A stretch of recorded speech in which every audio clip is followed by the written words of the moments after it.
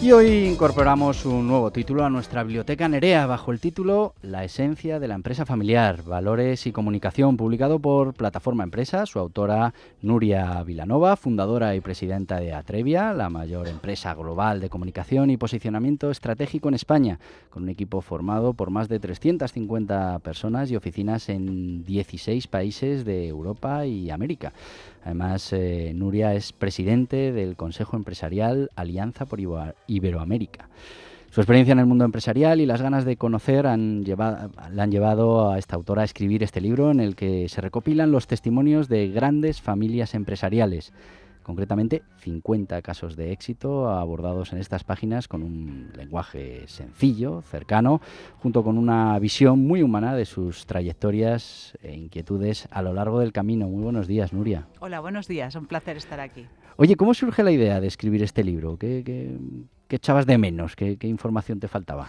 Bueno, pues que se ha hablado, yo creo que todo sobre la empresa familiar, sobre los protocolos, sobre los conflictos, etcétera. Muchos mitos también, ¿no? Bueno, siempre en todo, pero de lo único que no se había hablado en profundidad es la comunicación. Y al final, detrás de todos esos retos a los que se acude pues para firmar un papel, de cómo haremos la sucesión, de cómo haremos el relevo, etcétera, los verdaderos conflictos siempre son de comunicación. En la mayoría de los ámbitos de la vida, además. De la vida, o sea, somos el objetivo humanos. Era eso, ¿no? Dar visibilidad a la importancia que tiene la comunicación en este tipo de... Sí, en todos los ámbitos, ¿no? La comunicación dentro de la familia. Tenemos que empezar a contar el porqué, hacer que nuestra empresa sea querida mucho antes, desde el principio. ¿Cómo lo hacen las grandes familias? Porque tienen éxito. Las empresas familiares frente al mundo. Eso te iba a preguntar, ¿cuál es el secreto del éxito de una familia, de una empresa familiar? ¿Cómo hay unas que consiguen perdurar? Sí, bueno, tenemos casos de empresas familiares con 200 socios, con 1.500 socios, porque ya son la generación... Van creciendo muchísimas, las familias. Claro. Y otras que en segunda, tercera generación se pelean, se rompen, acaba la empresa y acaba la familia, ¿no? Al principio es muy fácil. Las familias se quieren y el amor y la cercanía, comiendo alrededor de una mesa, todo se soluciona. Pero después organizas, estructuras, le dedicas tiempo a lo importante y no solo a lo urgente, o el tema no funciona. Además, yo creo que es muy importante en las empresas familiares instaurar una cultura de empresa desde el principio. Bueno, pues que tenga muy claro que es un negocio, es familiar, pero es un negocio. Es un negocio. Y al final los mejores tienen que estar en los mejores sitios, no solo por ser parte de la familia tienes derecho a ocupar un puesto que igual no tienes formación o no estás preparado o no. Claro, tú hablabas de mitos, ¿no? Carlos Slim, hijo, Sí. La mayor empresa de México, pues contaba que él aprendió la economía de economía los domingos en las comidas en casa con su abuelo y con su padre, y que allí les enseñaron, por ejemplo, que el dinero de la empresa no era dinero de bolsillo, que había que cuidarlo porque muchas familias dependen de la compañía. Desde conceptos tan básicos a otros como los que mencionaban, hay que empezarlos a trabajar desde el principio. Oye, la experiencia es un grado, ¿no? Y tú conoces bastante bien el tema de la empresa familiar porque, bueno, tienes una y muchos de tus clientes son empresas familiares. ¿Eso te ha ayudado a hablar de este tema o realmente el tema de la comunicación lo podemos aplicar de la misma manera a cualquier otro tipo de empresa?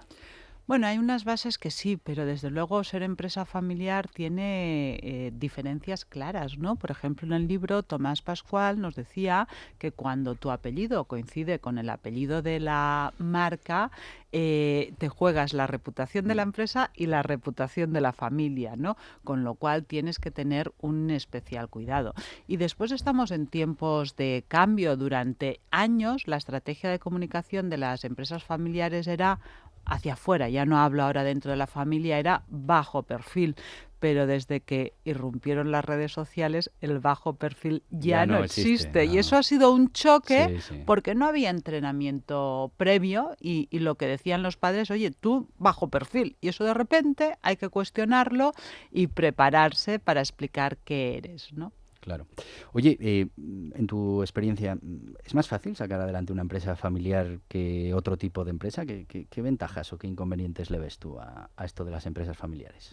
Bueno, pues una ventaja quizá es el largo plazo, ¿no? El pensar en el largo plazo, y eso se ha notado en la crisis económica en España. Otra es la responsabilidad, esto de que te estás jugando también la reputación de la familia. Pero ahora, en este momento, yo creo que es un momento de que vienen cambios muy, muy fuertes dentro de las empresas y tenemos que tener a las familias muy cohesionadas porque hay que tomar decisiones y esas decisiones, siempre que tomas una decisión te puedes equivocar, y las empresas tienen que tomar decisiones a una velocidad de vértigo Ujú. hoy, ¿no? Entonces el gran reto hoy de las empresas familiares es cohesionar a la familia, a las diferentes generaciones, para ser capaces de ser valientes y tomar decisiones que van a ser difíciles. Claro, porque una familia con problemas familiares va a tener también problemas en la gestión de su empresa, ¿no? Porque... Desafortunadamente así es. Y, sin embargo, a mí me da la sensación que las empresas familiares se enfrentan mejor a las crisis. Se enfrentan mejor a las crisis hasta ahora porque primaban el largo plazo, y eso es muy importante. Claro. No tener que tomar decisiones que te dejen a la empresa en el hueso, sin capacidad de invertir, porque te juegas tu continuidad como presidente en el informe Claro. trimestral en la bolsa, ¿no?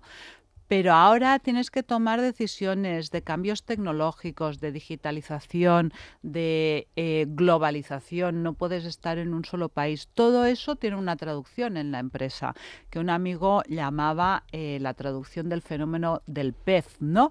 Que es que crecen los gastos, y porque cuando inviertes gastas más y al principio bajan los ingresos. Eso genera mucha tensión, ¿no? Cuando decides invertir y el primer resultado no es inmediato, ¿no? Y en esa tensión que hace la figura del pez, porque después llega un momento en que no tienes ya que invertir Ya tanto va y solo. empiezas a recuperar las ganancias de estar en más mercados, lanzar nuevos productos, etcétera. El tragarse el pez, el tragarse el marrón de tomar esas decisiones difíciles, eso no es fácil, necesita mucha Pero cohesión. además el nivel de riesgo es muy difícil que coincida en un montón de miembros de la familia, Ah, ¿no? totalmente, Claro, porque claro. pasa con los socios. Es decir, todos tenemos algún socio que cuando vienen un poquito mal se asusta mucho más de lo conveniente, ¿no? Claro, yo digo que una de las claves es mantener el espíritu, y de esto habla este programa, el espíritu emprendedor. Cuando a las familias les entra el espíritu rentista, o a una buena Ah, parte de ellos les preocupa más el dividendo que el futuro de la compañía, ahí tenemos un problema, porque a veces hay que sacrificar el corto plazo por el largo, claro, ¿no? y luego yo también entiendo, es verdad que cuando uno desde pequeñito lo que oye en casa tiene que ver con la empresa, como le pasó a Carlos Slim, pues tienes eso ganado, ¿no? Ya tienes cierta cultura de emprendimiento.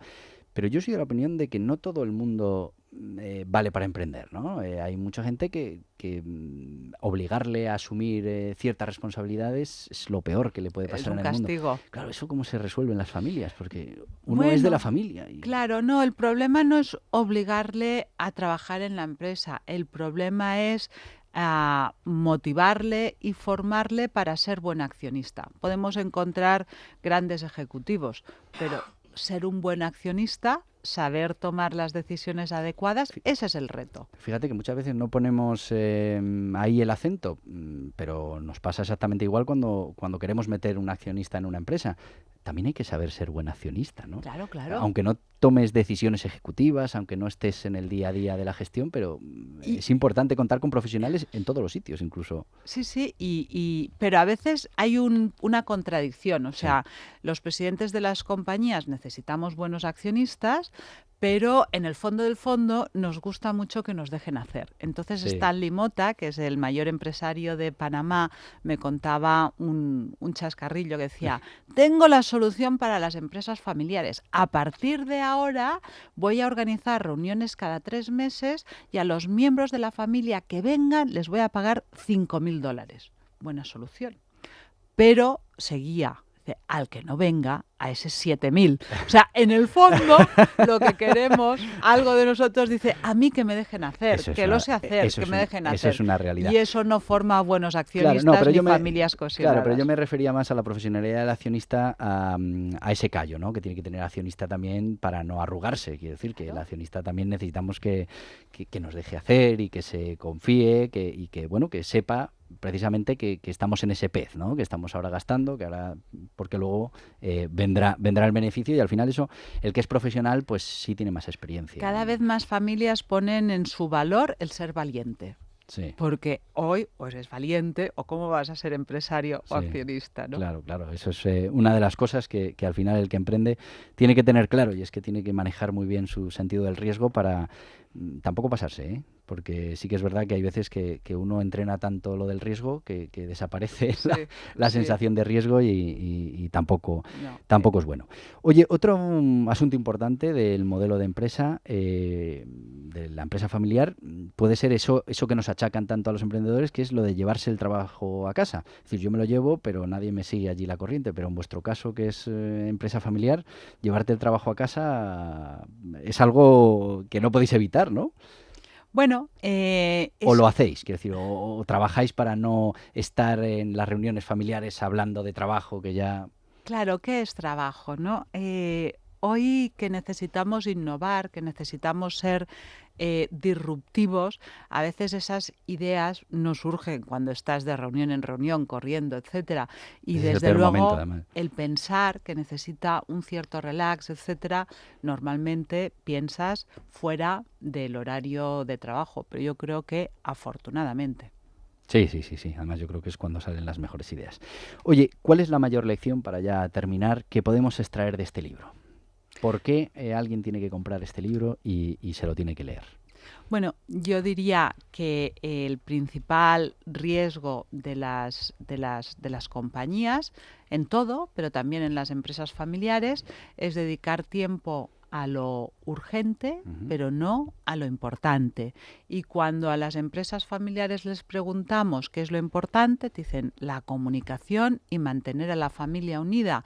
Y cuando les preguntamos cuánto tiempo dedicas a ello, la respuesta es muy lamentable. Entonces, dediquemos tiempo a aquello que nos importa, porque el mejor modelo siempre es aquel que existe. Además, una cosa, cuando no le dedicas tiempo a lo importante, cada vez salen más urgentes. Totalmente. Y al final entramos en un bucle que no termina nunca. Muchísimas gracias, Nuria Vilanova. Ya sabéis, amigos, la esencia de la empresa familiar, valores y comunicación, y me atrevo a decir que lo puede leer cualquier emprendedor, aunque su empresa no sea familiar, porque va a sacar muchas cosas interesantes en el ámbito de los valores y de la comunicación. Bueno, y nosotros nos llevamos a Autónomos Borja Pascual.